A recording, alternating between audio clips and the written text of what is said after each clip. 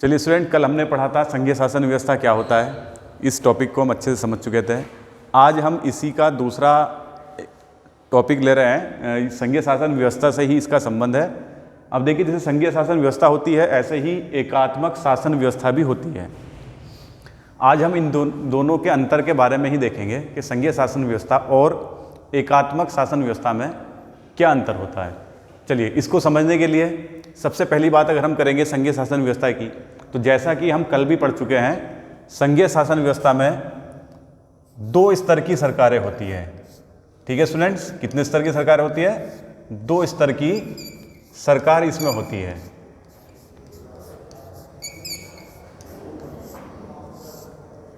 एक जो पूरे देश का प्रतिनिधित्व करती है, पूरे कंट्री के लिए होती है, और दूसरी राज्य स्तरों पर या प्रांतीय स्तरों पर अलग अलग सरकारें होती है।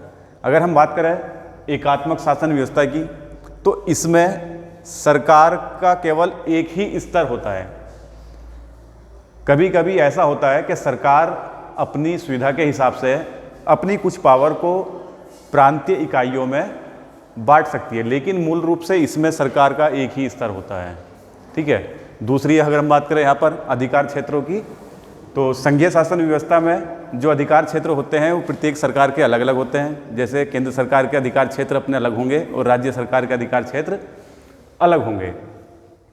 जबकि एकात्मक शासन व्यवस्था में संविधान में अधिकार क्षेत्रों के बारे में राज्यों के लिए अलग से कुछ नहीं किया गया, बल्कि जो केंद्र सरकार है वही अपनी कुछ शक्तियाँ राज्य सरकारों को दे देती है। इसलिए प्रांतीय सरकारों को या राज्य सरकारों को केंद्र सरकार के अधीन रहकर ही काम करना पड़ता है। अगर हम बात करें स्वाधीनता की, संघीय शासन व्यवस्था में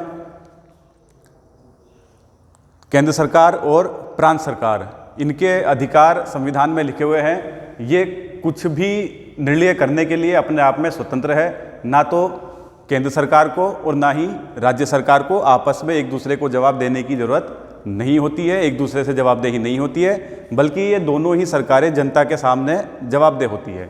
बात करें हम एकात्मक शासन व्यवस्था की, तो इसमें जो क्षेत्रीय इकाइयाँ होती है वो केंद्र सरकार के प्रति जवाबदेह होती है। उसको केंद्र सरकार के अधीन ही काम करना पड़ता है, उसको जवाब देना होता है। अगर हम इसके उदाहरण की बात करें तो भारत और अमेरिका इसका सबसे अच्छा उदाहरण है। भारत में संघीय शासन व्यवस्था है और अमेरिका में भी। जबकि अगर हम बात करें एकात्मक शासन व्यवस्था की, तो इसमें आप कह सकते हैं कि श्रीलंका और ब्रिटेन इसके उदाहरण हैं। थैंक यू, मिलते हैं नेक्स्ट वीडियो में।